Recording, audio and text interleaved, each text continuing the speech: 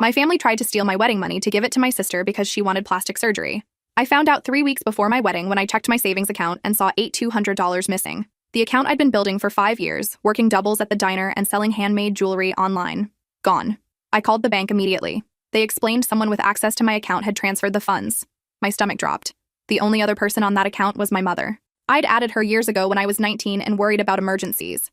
That evening, I drove to my parents' house. Mom was in the kitchen with my younger sister, Vanessa. They went quiet when I walked in. "Where's my money?" I asked. Mom wiped her hands on a dish towel, avoiding eye contact. "Sweetheart, your sister really needs this. She's been struggling with her confidence." Vanessa stood there wearing a new designer outfit I couldn't afford even with my missing savings. She wouldn't even look at me. "I worked 5 years for that wedding fund," I said, my voice shaking. "You stole from me." "Borrowed," Mom corrected. "We were going to tell you after Vanessa's procedure. She needs a breast augmentation and rhinoplasty. It's for her mental health. My wedding is in 3 weeks." "You're already getting married," Mom said, as if that settled everything. "Vanessa needs this now. She's depressed. Besides, weddings are just one day. Your sister's happiness is forever." I turned to Vanessa. "You're okay with this?" She finally met my eyes. "You've always had everything easy. Good grades, scholarships, a fiancé who actually loves you. I have nothing. You have $8,200 of my money," I said.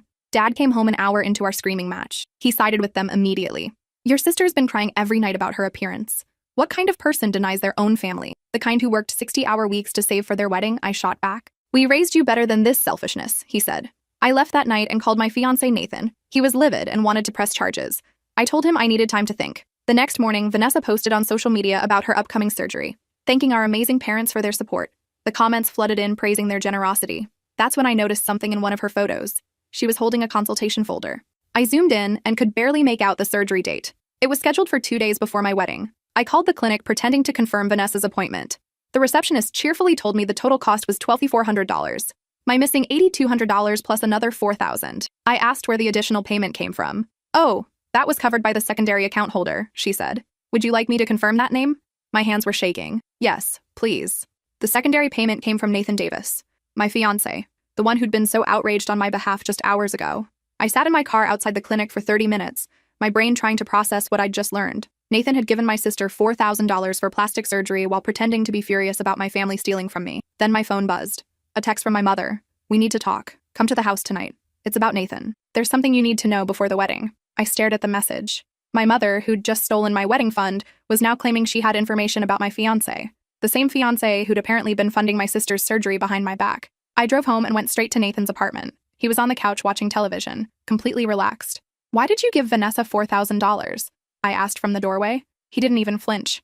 Just muted the TV and turned to look at me with this expression I'd never seen before. Calm, almost amused. "Your mom called me last week," he said. "Explained the situation. Vanessa really needed help and your family couldn't afford the full amount. So you just handed over $4,000 for my sister's plastic surgery 2 days before our wedding?" He shrugged. "It's not that much money. And honestly, she could use the work. You've seen her."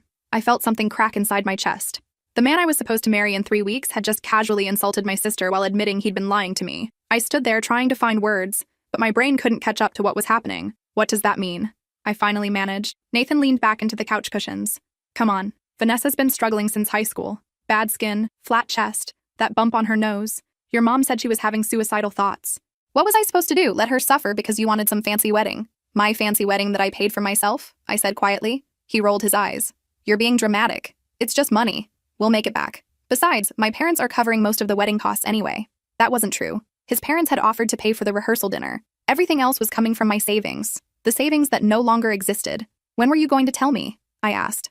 Nathan unmuted the television. "After the surgery. I didn't want you making a scene and guilt-tripping Vanessa out of something she really needs." I walked out.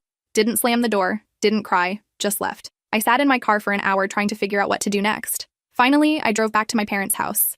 Mom answered the door looking nervous.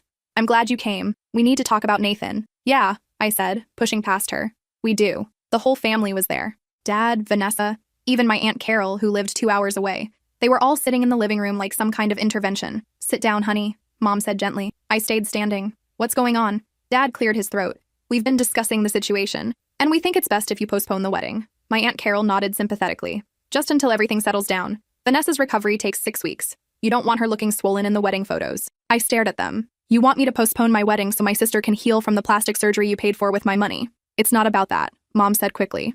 "It's about what's best for everyone." Nathan agrees. "He called earlier." My stomach dropped. "He called you?" Vanessa spoke up for the first time. He said you were being really difficult about the whole thing, making it all about you instead of understanding that I've been suffering. I've been suffering, I repeated slowly. You know what I mean, Vanessa snapped. You've always had everything. The good job, the perfect boyfriend, the nice apartment. I've had to watch you succeed at everything while I can't even look at myself in the mirror. So you took my wedding fund. Mom tried to fix everything. We'll pay you back.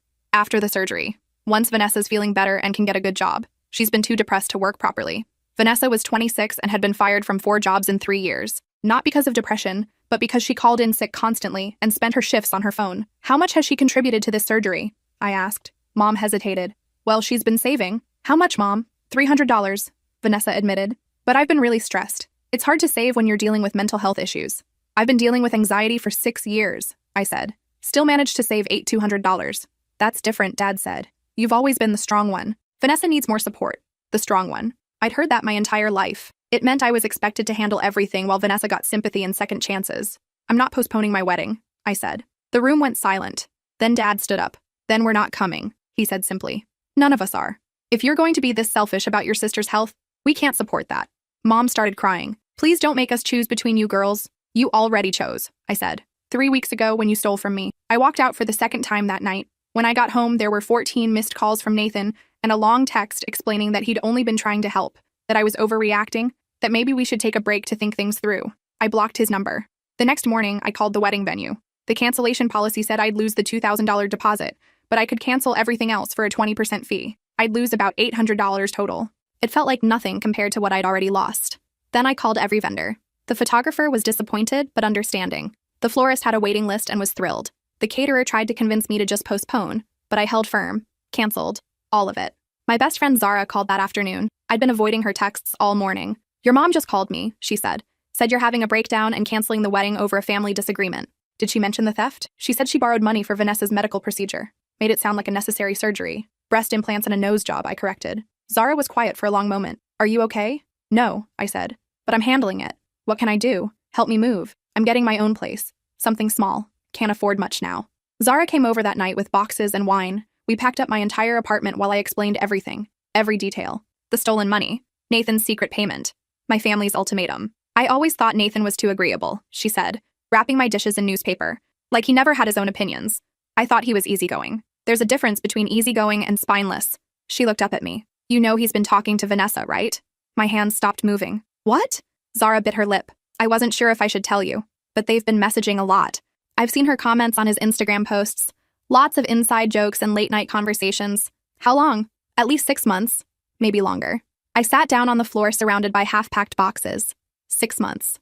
That's when Nathan had started being weird about Vanessa joining us for dinners and movies. He'd always insisted she was family and we needed to include her more. Do you think they're involved? I asked quietly. Zara sat beside me. I don't know. But it's weird, right? The money, the constant contact, him siding with your family over you. We finished packing in silence. I slept on Zara's couch that night because I couldn't stand being in the apartment I'd shared with Nathan anymore. Even though he didn't live there, his stuff was everywhere. His toothbrush in the bathroom, his hoodies in my closet, his stupid protein powder taking up half my kitchen counter. The next morning, I drove to a storage facility and rented the smallest unit they had. I packed everything Nathan had ever left at my place into garbage bags and boxes. Then I changed my locks. He showed up that evening, pounding on the door. I know you're in there, he shouted. We need to talk about this like adults. I opened the door with the chain still on. Your stuff is in storage unit 34 at the facility on Brentwood. The code is 8956. You have 2 weeks to get it or they'll auction it off. You can't just end a 3-year relationship over a misunderstanding. You gave my sister $4,000 and lied about it, I said. Then you insulted her while defending your decision. That's not a misunderstanding. That's you being a terrible person. I was trying to help your family. By stealing from me and lying to my face? Nathan's expression changed. Got colder. Fine. You want to throw away everything we built over money? That says more about you than me. We didn't build anything, I said. I built something and you stood next to it taking credit. I closed the door. He pounded for another 10 minutes before finally leaving. I sat on the floor with my back against the door until I heard his car drive away. My phone wouldn't stop buzzing. Mom, Dad, Vanessa, even Aunt Carol, all of them telling me I was making a huge mistake, that I was being cruel, that family was more important than money. Only one person hadn't contacted me. My grandmother on Dad's side. She'd always been the quiet observer at family gatherings, watching everything but saying little. She called the next morning. Come see me, she said. Today if you can. Grandma Iris lived in a small cottage 2 towns over. I'd always loved visiting her as a kid, but the family had slowly stopped making the trip. Too far, too much effort, too boring for Vanessa, who'd rather stay home on her phone. I arrived around noon. Grandma had tea ready and cookies arranged on a plate. Your mother called me, she said, pouring chamomile into delicate china cups. Told me you were being unreasonable, that you'd destroyed your relationship with the family over a simple loan. It wasn't a loan, I said quietly. I know. She sipped her tea. Your mother has always had a blind spot when it comes to Vanessa. Has since she was born. Vanessa was a difficult baby. Colicky, couldn't sleep, screamed constantly. Mom had postpartum depression and blamed herself. When Vanessa got older and stayed difficult, Mom kept making excuses. She's sensitive, she's struggling, she needs extra support. Meanwhile, I was 7 years old learning to make my own lunches because Mom was too exhausted from dealing with Vanessa's tantrums. You were always the capable one, Grandma Iris said. That became your role. The child who didn't need anything. I needed things, I said. I just learned not to ask. Grandma set down her teacup. When I was your age, my sister borrowed $500 from me. This was 1970, so that was significant money. She needed it for something urgent. A medical bill, she claimed. Did she pay you back? She used it to buy a car. Grandma's expression was distant. A bright red convertible she'd wanted since high school. She drove it around town for 3 weeks before wrapping it around a telephone pole. Walked away without a scratch, but the car was totaled. Never apologized. Never paid me back. Our mother told me I was being petty for bringing it up. What did you do? I stopped loaning her money. Stopped covering for her. Stopped setting myself on fire to keep her warm. Grandma looked directly at me. She called me cruel and selfish, said I'd destroyed our relationship over material things. But the truth is, there was no relationship. There was just me giving and her taking. Mom says family is supposed to sacrifice for each other. Sacrifice goes both ways, Grandma said firmly. You've been sacrificing your whole life. What has Vanessa ever sacrificed for you? I couldn't think of a single thing. Grandma reached across the table and took my hand. I'm proud of you for walking away. It takes more strength than staying. I started crying then. Hadn't cried since finding out about the theft, but something about Grandma's words broke through the shock and anger I'd been living in. They're not coming to the wedding, I said through tears. Good. You don't need people at your wedding who only show up when you're giving them something. She squeezed my hand. Though I suspect there won't be a wedding now anyway. I canceled it. Canceled everything. Even better. Now you can start fresh. No Nathan. No obligation to perform happiness for people who don't value you. I stayed at Grandma's house until evening. We talked about everything. My childhood. My struggles. The years of being told I was selfish whenever I had needs. She listened without interrupting, without defending anyone. When I left, she walked me to my car and pressed an envelope into my hand. Don't open it until you get home, she said. Inside was a check for $10,000. The note read, for your fresh start. You've earned it. I called her immediately, crying again. Grandma, I can't take this. You can and you will. I've been saving it for you. Was going to give it to you as a wedding gift, but this is a better use. Buy yourself some peace. That money changed everything. I paid off my credit card debt, covered the cancellation fees, and still had $7,500 left over. Enough to breathe. Enough to plan. I spent the next week apartment hunting. Found a small one-bedroom in a quiet neighborhood 40 minutes from my parents. Close enough to keep my job. Far enough to feel like escape. Zara helped me move in. We painted the walls pale blue and hung up the artwork I'd never been allowed to display because Nathan said it was too feminine. I bought plants and a comfortable reading chair and blackout curtains that kept the world out. For the first time in years, I felt like I could breathe. Vanessa's surgery was scheduled for a Thursday. I knew because she posted about it constantly. Photos of her consultation paperwork, videos of her talking about her journey, countdowns to her transformation. The night before, she called me. I almost didn't answer. I just wanted to let you know I'm nervous, she said. Thought you might want to wish me luck. Why would I do that? Because we're sisters. Despite everything, we're still family. You took my money, Vanessa. You and Mom stole from me. Borrowed, she corrected, just like Mom had. And you have Grandma's money now. Mom told me she gave you $10,000. So really, you came out ahead. That money was a gift, I said slowly. From someone who actually cares about me. It has nothing to do with what you stole. You're being really hurtful right now. I'm about to have major surgery, and you're being selfish. I hung up. She texted me 18 times that night. Long messages about how I was being cruel, how I'd regret this, how family was forever and I was throwing it away over money I didn't even need anymore. I blocked her number too. The surgery went fine, according to the Facebook posts. Mom shared photos of Vanessa in recovery, looking swollen and bruised but smiling. The comments were full of support and encouragement. Nathan commented, "So proud of you for doing this for yourself. You deserve happiness." I screenshot it and sent it to Zara without comment. She called immediately. "Are you thinking what I'm thinking? That my ex-fiancé is weirdly invested in my sister's plastic surgery?" "Exactly that." Zara paused. "Do you want me to do some digging?" "What kind of digging?" "The kind where I accidentally look at phone records and credit card statements." Zara worked in data analysis for a telecommunications company. She had access to tools most people didn't. "Is that legal?" I asked. "Is it legal that they stole your wedding fund?" "Good point. Dig away." 2 days later, Zara showed up at my new apartment with her laptop and a bottle of wine. "Sit down," she said. "That bad? Worse." She opened her laptop and pulled up a spreadsheet. "Nathan has been calling Vanessa's phone an average of 48 times per week for the last 8 months. Most of the calls are between 10 p.m. and 2 a.m. My stomach turned. "What else?" He's been sending her money, not just the $4,000 for surgery. She scrolled down the spreadsheet. $200 here, $500 there. Small amounts that add up. Total of $8,600 over the past year. More than my wedding fund. Exactly. Zara clicked to another screen. And there's more.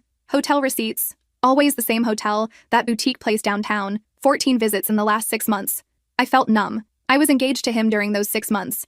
Living with him, planning a wedding, believing we had a future. There's one more thing, Zara said quietly. Your mom knew. How do you know? Because she called the hotel twice to confirm reservations. Her cell number is on the booking records. I sat there trying to process it. My mother had helped arrange hotel rooms for my fiancé and my sister, while pretending everything was normal, while stealing my money to fund my sister's surgery, while planning my wedding. I think I'm going to be sick, I said. Zara closed her laptop. What do you want to do? I don't know. I felt completely empty. What do you even do with information like this? Well, you're definitely not going back to any of them. Never, I agreed. But we sat there for a long time not saying anything. Sometimes betrayal is so complete there are no words for it. The next morning, I filed a police report for theft. The officer was sympathetic but honest. Since your mother was on the account, this is going to be hard to prove, she said. Legally, she had access.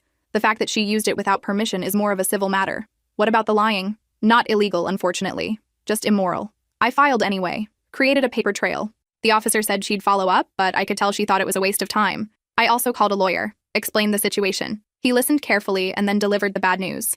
You're unlikely to recover the money through legal means, he said. Your best option is small claims court. But even then, family theft cases are complicated. Judges tend to see them as personal disputes. What if I can prove they planned it? Even then. Unless you have written evidence of criminal intent, it's your word against theirs. I thanked him and hung up. Justice wasn't coming.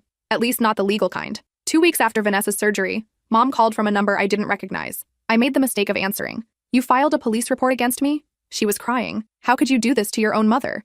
How could you steal from your own daughter? I didn't steal. I used money from an account I was legally entitled to access. For your other daughter's elective surgery. She needed it. Mom sobbed. You don't understand what it's like watching your child suffer every day. I was your child too, I said quietly. Did you ever think about that? Mom went silent. Then her voice changed, became colder. You were always fine. You never needed the kind of help Vanessa needs. Because I learned not to ask. I learned that needing things made me a burden. That's not fair. We did our best with both of you. Your best was stealing my wedding fund and helping my fiancé cheat on me with my sister? Another long silence. I don't know what you're talking about, Mom said finally. Yeah, you do. I have the phone records, the hotel receipts, all of it. Mom's breathing got faster. That's not, we didn't, she started. Save it, I said. I'm done. If you pursue this legal action, it will destroy this family. You already did that. I was just the last one to notice. I hung up, blocked the number. Then I sat down and wrote an email to my entire extended family. Aunts, uncles, cousins, grandparents, everyone who'd been getting Mom's version of events.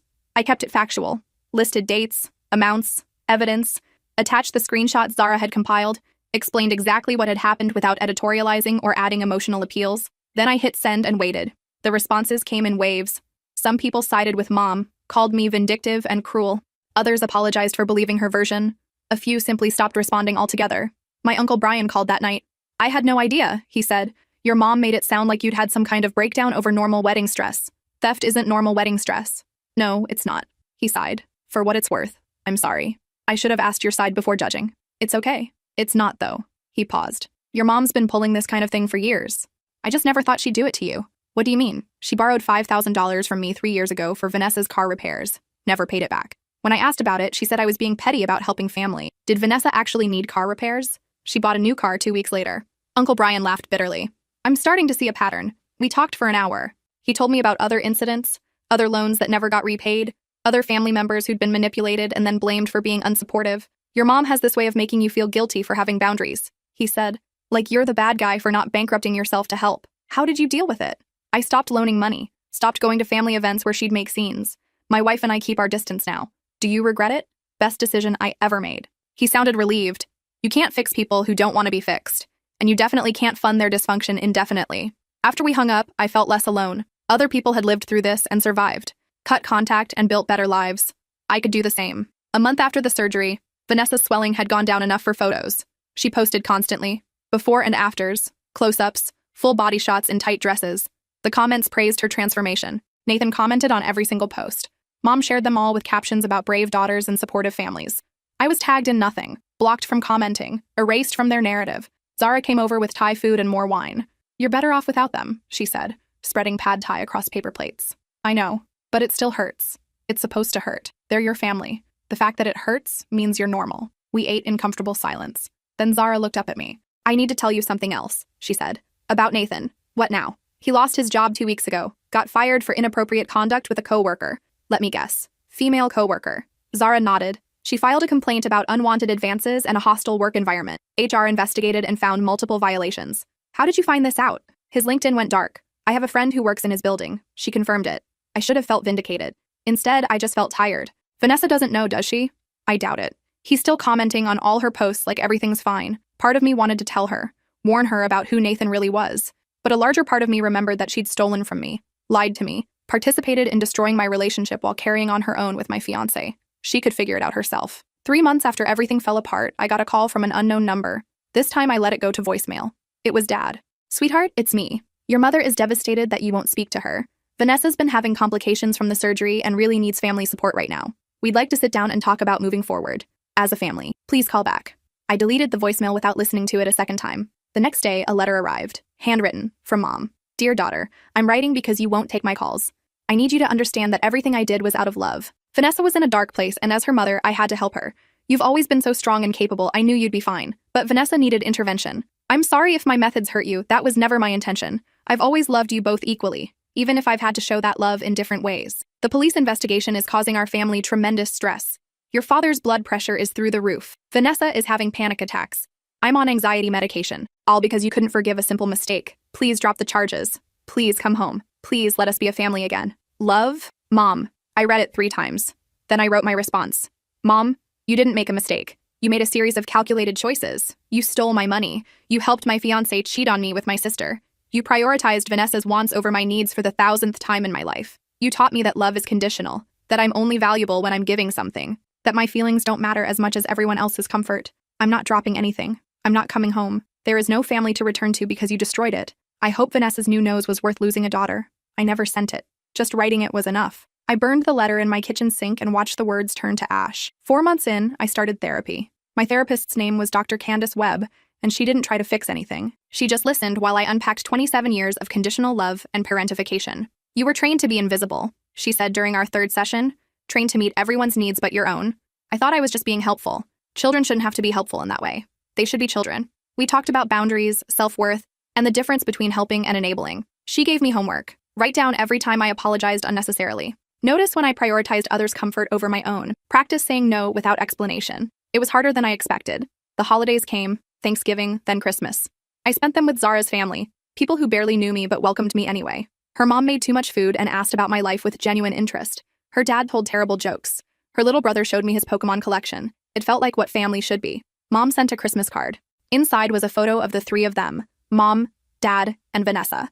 They were all smiling, wearing matching sweaters. No mention of me. No acknowledgement that they'd lost a daughter. Just 3 people pretending everything was fine. Vanessa posted the same photo on Instagram with the caption, "Blessed to have such an amazing support system. Family is everything." Nathan commented, "Beautiful family. Lucky guy who gets to join it someday." I showed Zara, who made a disgusted noise. "He's definitely still seeing her," she said.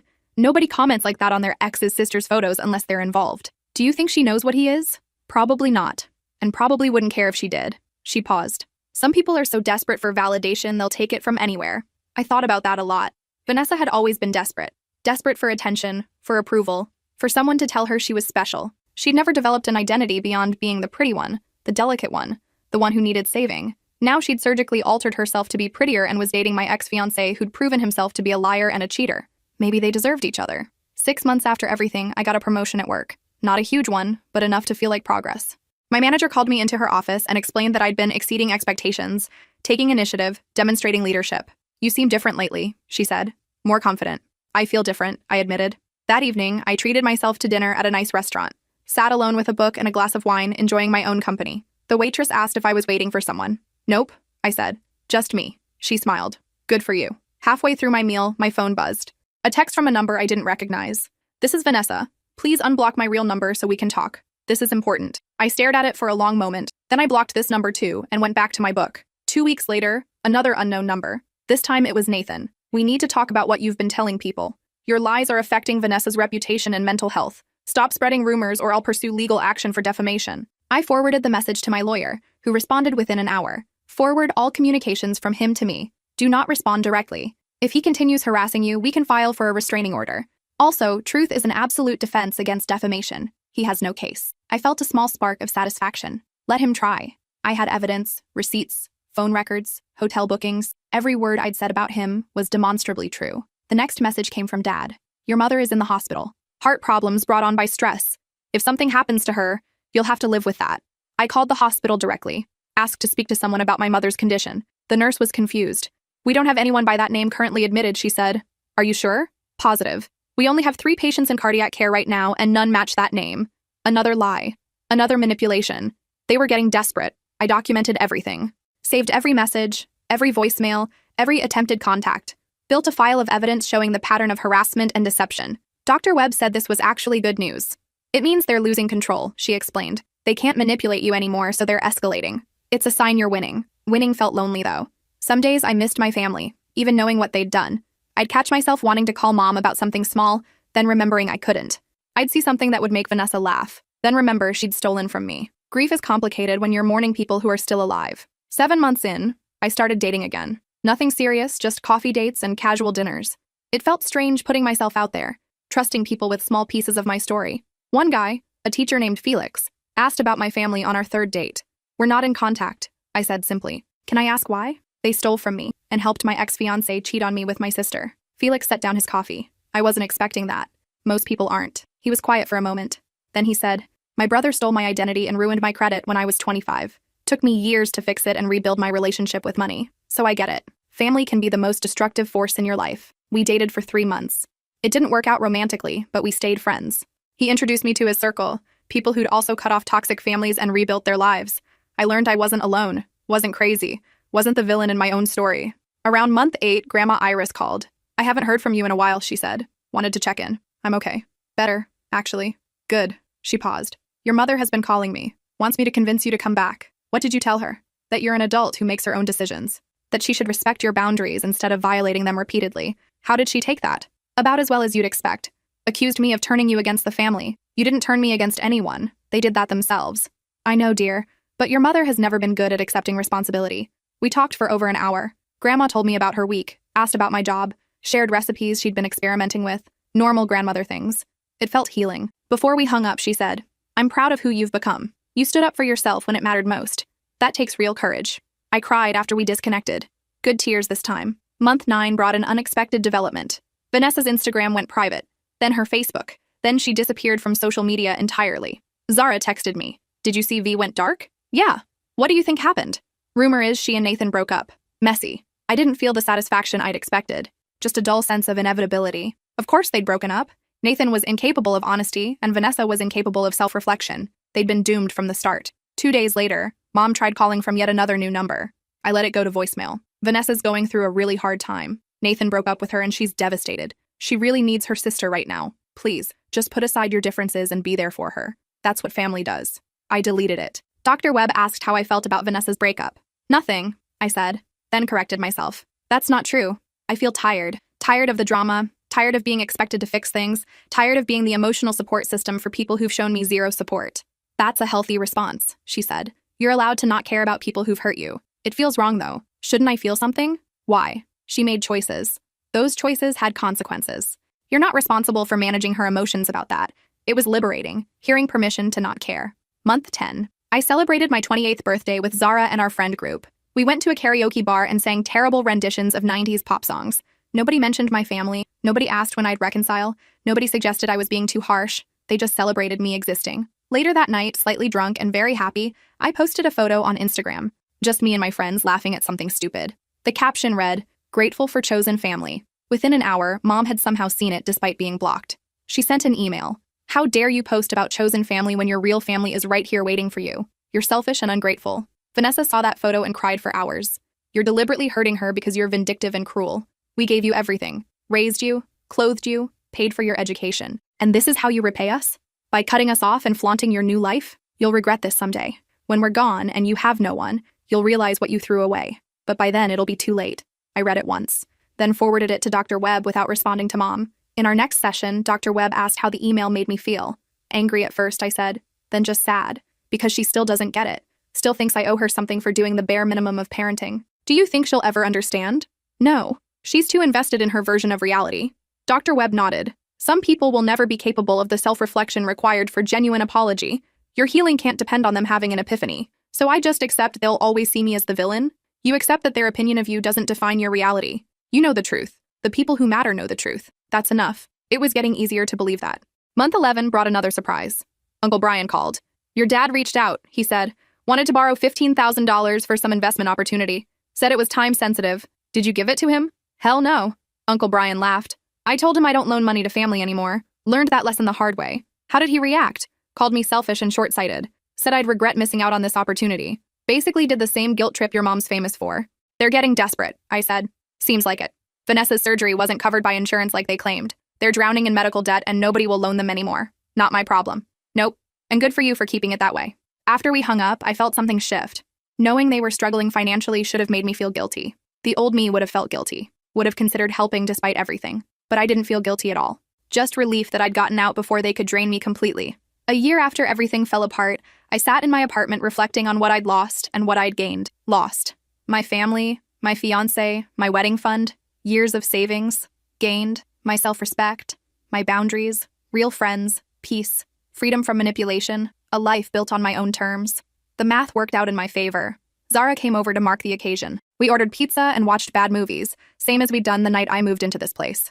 You seem different, she said during a commercial break. Lighter. I feel different. Like I finally figured out who I am without them. Who are you? I thought about it. Someone who doesn't apologize for taking up space. Someone who knows what she deserves. Someone who won't settle for scraps of affection from people who should love her unconditionally. Zara raised her wine glass. To figuring it out. We clinked glasses and went back to our movie. The next morning, I woke up to 31 missed calls from various family members and numbers I didn't recognize. My heart raced, thinking something terrible had happened. I called Grandma Iris first. What's going on? Is everyone okay? Everyone's fine, she said tiredly. Your mother had a breakdown last night at some family gathering. Made a scene about you abandoning the family in their time of need. Got everyone riled up to call and guilt you. What time of need? The fictional one where they're victims of your cruelty. Grandma sighed. Ignore them all. They're just enabling her dysfunction. I spent that Sunday blocking 15 new numbers and deleting 50+ messages without reading them. It should have felt overwhelming. Instead, it felt like taking out the trash. Dr. Webb called it a breakthrough. You're not even tempted to engage, she noted. What would be the point? They want me to absorb their feelings and fix their problems. I'm done being their emotional dumping ground. That's tremendous growth. In month 13, something unexpected happened. Vanessa showed up at my apartment. I'd never told her where I lived, but apparently Mom had hired a private investigator to find me. She was standing in the hallway when I came home from work, looking smaller than I remembered. The surgery had changed her face, but not in the way she'd probably hoped. She looked like a polished version of herself, but somehow less real. We need to talk, she said. No, we don't. I moved to unlock my door. Please. She started crying. Nathan left me for someone else. Mom and Dad are losing the house. Everything's falling apart and I don't know what to do. I paused with my key in the lock. That sounds hard. It is. It's really hard. She wiped her eyes, smearing mascara. I know I messed up. I know I hurt you, but you're my sister. You're supposed to forgive me. Why? Because that's what sisters do. Because family is forever. I turned to face her fully. You stole my wedding fund. You slept with my fiancé. You participated in destroying my life. And now you want forgiveness because things didn't work out the way you planned? Vanessa's tears kept flowing. I was in a bad place. I wasn't thinking clearly. You've been in a bad place for 10 years, Vanessa. At some point, that stops being an excuse. So you're just going to leave me? Leave all of us? I already did.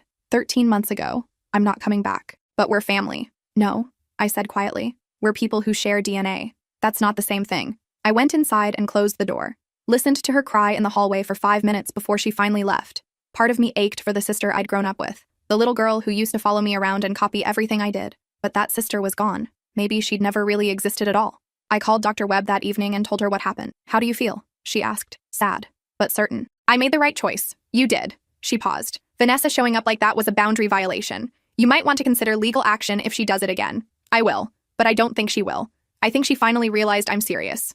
Good. You deserve to be taken seriously. In month 14, I got a promotion at work. A real one this time, with a significant pay increase and my own office. My manager said I'd been demonstrating exceptional leadership and innovative thinking. You've really come into your own this year, she said. Whatever you're doing differently, keep it up. I knew what I was doing differently. I was no longer pouring all my energy into managing other people's emotions. I had bandwidth for my actual life, for my work, my goals, my growth. I celebrated by taking myself on a weekend trip to a bed and breakfast 3 hours north. Spent 2 days reading, hiking, and eating food I didn't have to cook. Didn't tell anyone where I was going. Didn't check my phone every 5 minutes. Just existed in my own peace. On the drive home, I thought about younger me, the version who believed love meant sacrifice, who thought helping meant erasing herself, who apologized for having needs. I wished I could go back and tell her it gets better.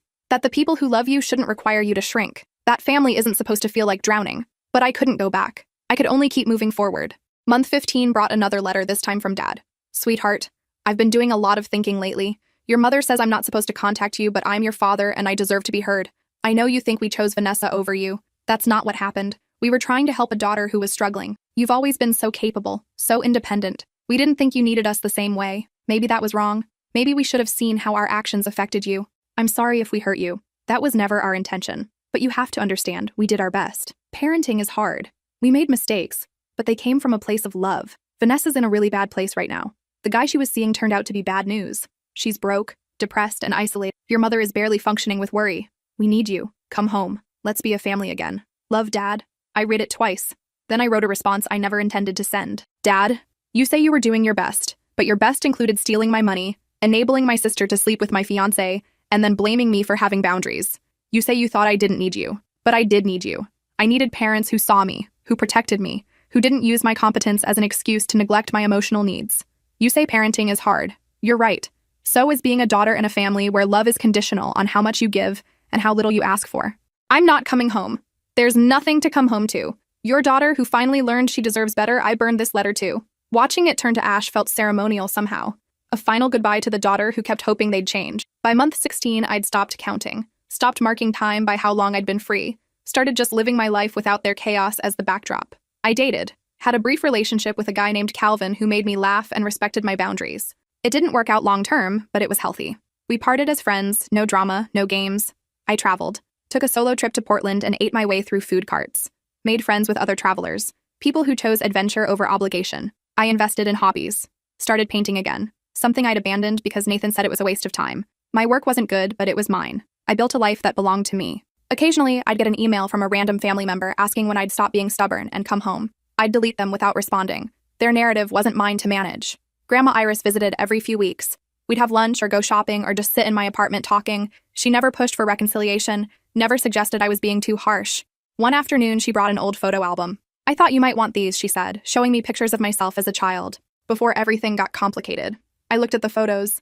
There I was at 5, gap-toothed and grinning. At 8, holding a science fair trophy. At 12, serious and focused. That kid had no idea what was coming. She survived, though, Grandma said quietly. Survived and built something beautiful out of the rubble. You think I'm doing okay? Sweetheart, you're doing more than okay. You're thriving. Later that week, I got a message from Felix, my ex who'd become a good friend.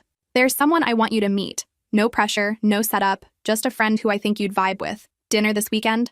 I almost said no. Then remembered I was trying to say yes to new possibilities. Sure. Send me the details. His name was Gregory. He was a social worker who specialized in family trauma and reconciliation. Ironic, given my history. We hit it off immediately. He was funny and kind and had this way of listening that made me feel genuinely heard. When I told him about my family, he didn't try to fix anything. Just nodded and said, "That must have been incredibly painful." It was. Still is sometimes. Grief doesn't run on a schedule, he said. You're allowed to miss people who hurt you. Allowed to mourn what could have been. We dated for 3 months before I told him I was falling for him. He smiled and said he'd been waiting for me to realize it. 6 months in, he met Grandma Iris. They got along immediately, trading stories and laughing at inside jokes I didn't understand yet. Afterward, Grandma pulled me aside. He's good for you, treats you like you matter. He does, I agreed. Don't let anyone make you feel guilty for choosing happiness. She squeezed my hand. You deserve every bit of joy you can find. 2 years after everything fell apart, I was sitting in my favorite coffee shop working on a presentation for work when a woman sat down across from me. It was Mom. I froze. She looked older, tired, wearing clothes that had seen better days. Please don't leave, she said quickly. I just want to talk. 5 minutes. I should have left. Every instinct told me to walk away. But curiosity won. 5 minutes, I said. Mom took a deep breath. Things have been really hard since you left. Your father lost his job. We lost the house. Vanessa is living with us in a 2-bedroom apartment and barely functioning. I'm sorry to hear that. Are you, though? Her voice had an edge. Are you sorry at all? Or are you happy we're suffering? I'm not happy about it. But I'm also not responsible for it. You cut us off. Left us when we needed you most. I left after you stole from me and enabled my sister to destroy my relationship. Mom's eyes filled with tears. We made mistakes. We admitted that.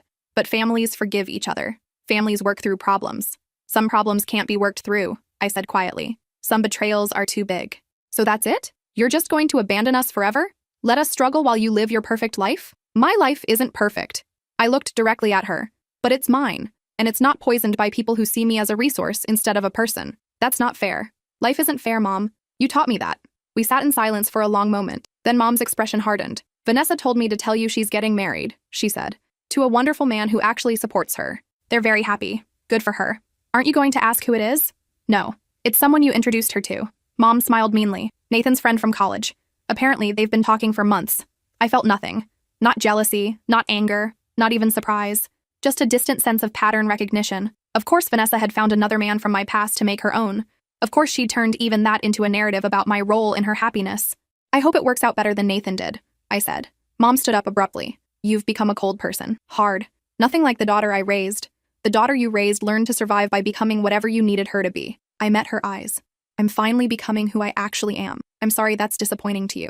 She left without another word. I sat there finishing my coffee, hands shaking slightly but mind clear. Dr. Webb said the shaking was normal. Your body remembers the threat even when your mind knows you're safe. Will it always be like this? I asked. Will I always have this reaction? Probably not. The more time passes, the more distance you gain, the less power those encounters will have. You're already handling it better than you would have 2 years ago. She was right. 2 years ago, Mom showing up would have derailed me for days. Now, I processed it in a single therapy session and moved on. Year 3 brought stability. Gregory and I moved in together. Got a small house with a garden where I could paint on weekend mornings. He'd make coffee and bring it out to me, sitting nearby reading while I worked. We talked about marriage casually, no pressure. Agreed we wanted the same things: partnership, respect, separate bathroom sinks. Grandma Iris came for dinner every Sunday. She'd bring dessert and stories, filling our home with warmth. I hadn't heard from my family in 8 months when the wedding invitation arrived. Vanessa was getting married. The invitation was elaborate, expensive, clearly meant to impress. My name was on the envelope. Inside was a note in Vanessa's handwriting. I wanted you to know I'm happy. I found someone who loves me for who I am. We're building a real life together. I hope you can be happy for me, even if you can't be there. V. No apology. No acknowledgement of what she'd done. Just an announcement of her happiness and a passive-aggressive hope that I could be happy for her. I showed Gregory, who read it carefully. Are you going to respond? He asked. Should I? That depends. Do you want closure? Or do you want continued peace? Peace, I said immediately. Then throw it away.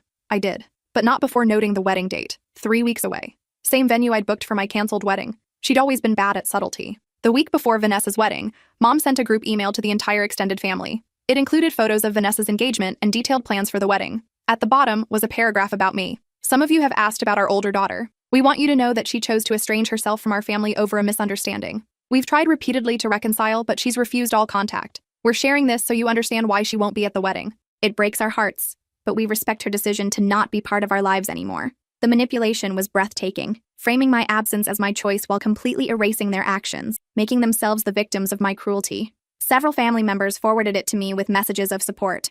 Uncle Brian wrote, "Don't let this get to you. Anyone with a brain knows the truth." My cousin Melissa sent, "I told my mom your side years ago. She told your aunt.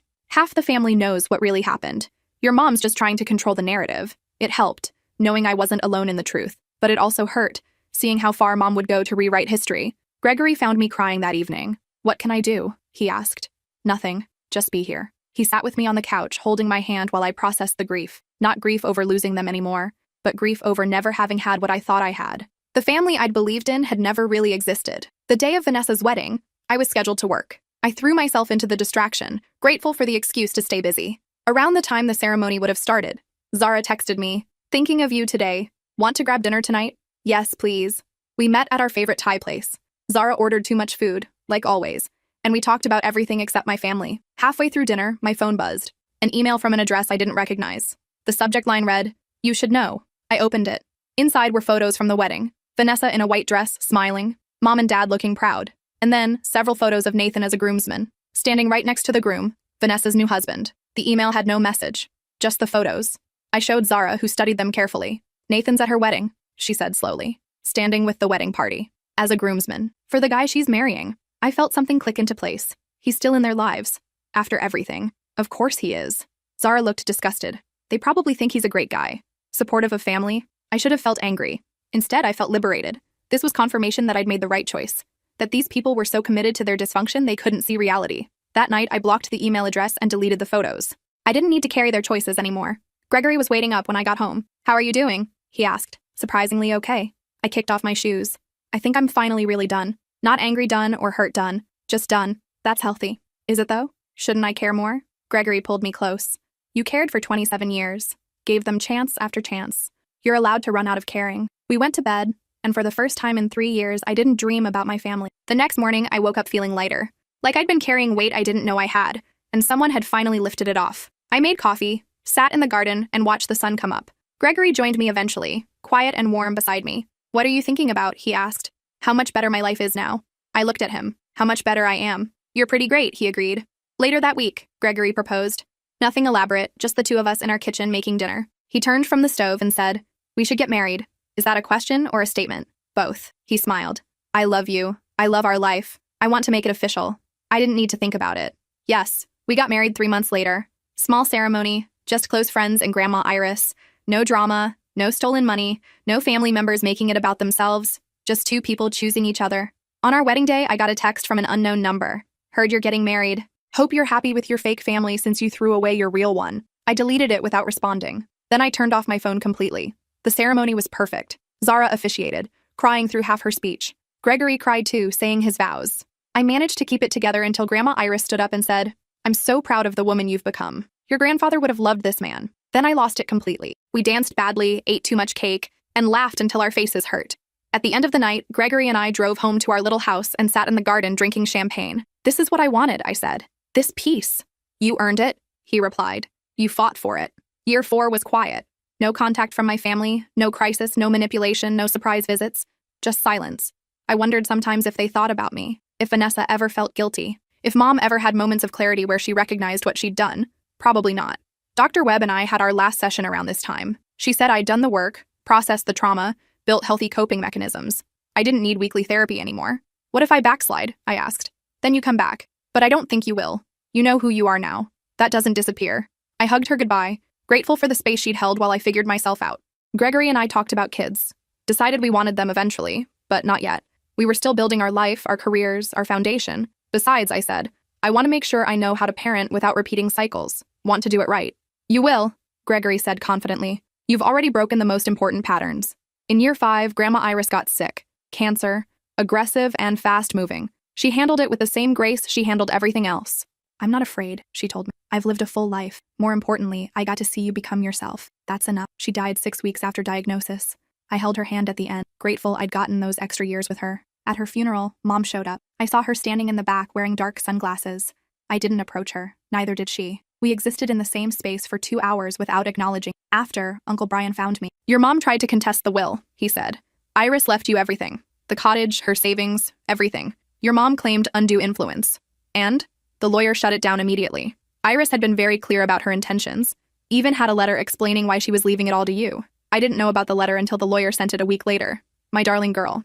If you're reading this, I'm gone. But I want you to know how proud I am of you. You did what I couldn't do at your age. You chose yourself. Everything I have is yours. The cottage we talked about fixing up. The savings I've been protecting. Use it to build the life you deserve. Your mother will be angry. Let her be angry. You don't owe her your inheritance any more than you owed her your sacrifice. Live well. Love hard. Don't look back. All my love, Grandma. I cried reading it. Then I framed it and hung it in our house. Gregory and I spent that summer fixing up the cottage. Painted the walls, updated the kitchen, turned it into a vacation rental. The income was modest but steady. More importantly, it felt like honoring Grandma's memory. Year 6 brought the biggest surprise. I was pregnant. Unplanned but not unwelcome. Gregory was thrilled, immediately starting to build a crib and reading every parenting book he could find. I was terrified. What if I messed them up? I asked Dr. Webb, who I'd started seeing again to process the pregnancy. You won't, she said simply. You know what not to do. That's half the battle.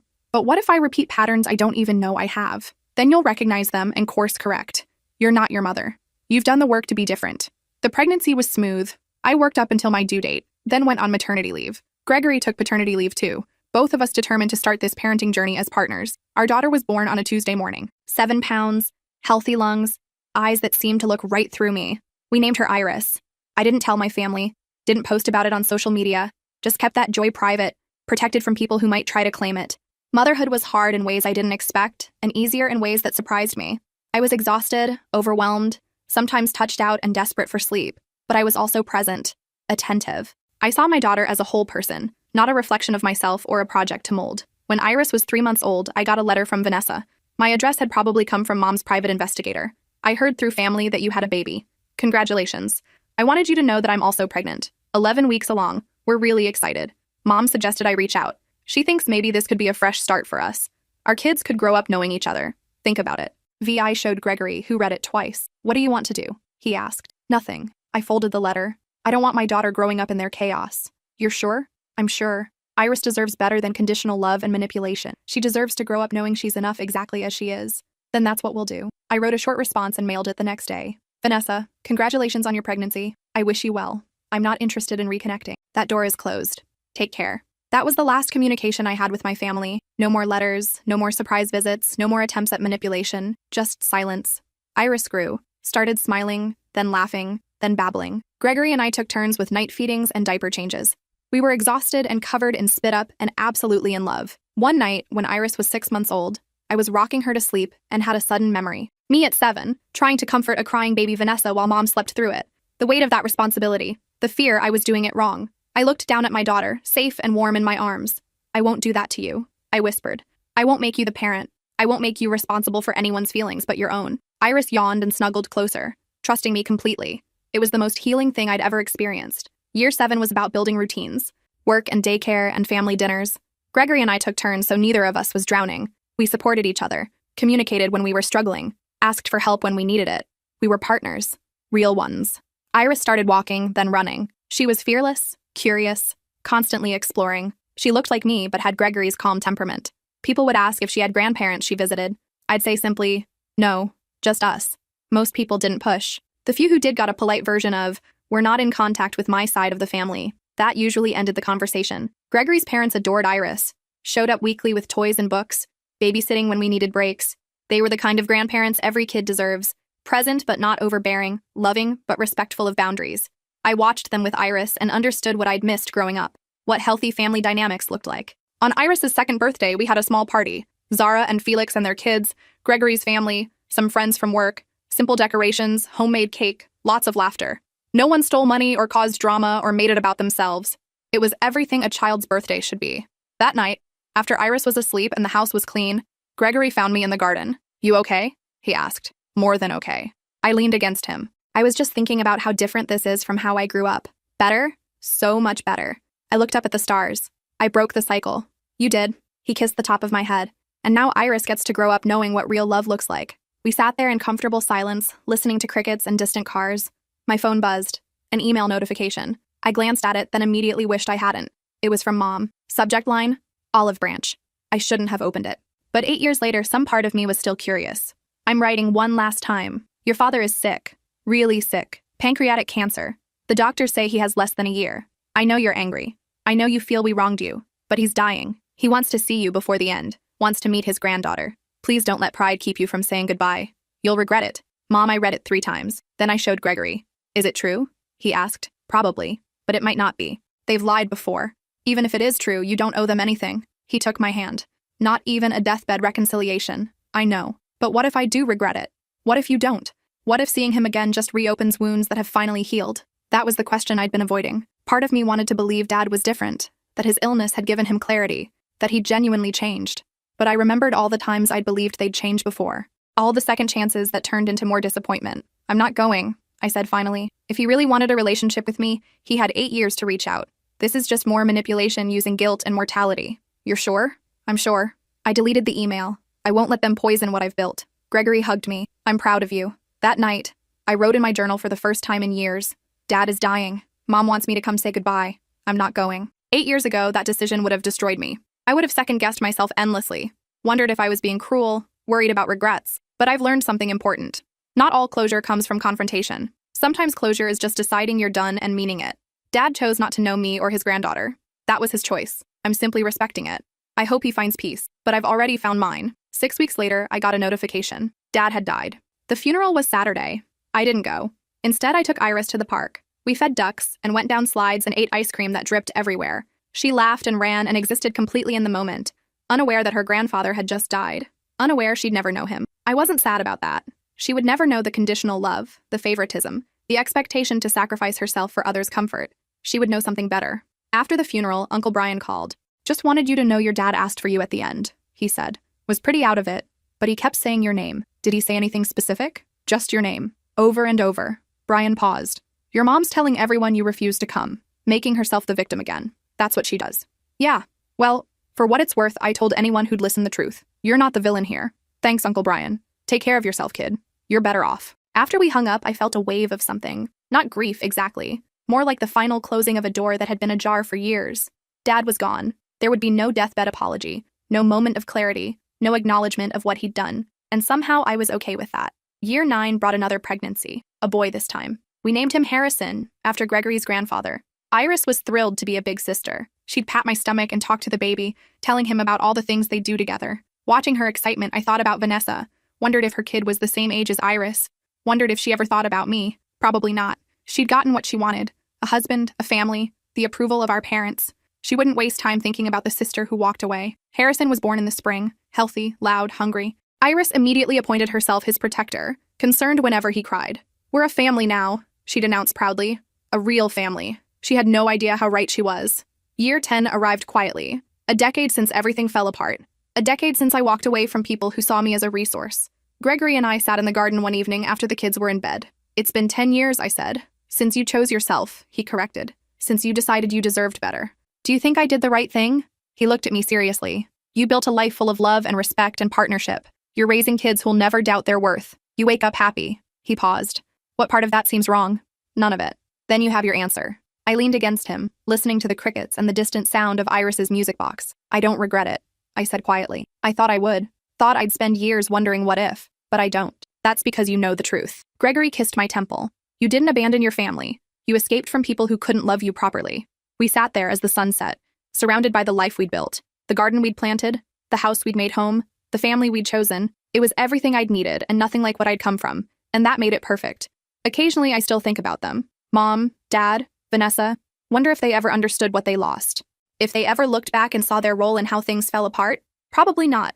Some people are incapable of that kind of self-reflection. They'll go their whole lives believing they were wronged, never seeing how they created their own isolation. That's not my problem anymore. My problem now is good problems. Iris wants a treehouse. Harrison is learning to walk. Gregory and I are discussing a third kid. Work is busy but fulfilling. Our home needs new gutters. Normal life problems. The kind you deal with when you're not constantly managing other people's dysfunction. I saw Zara last week. We got coffee while our kids played at the indoor playground.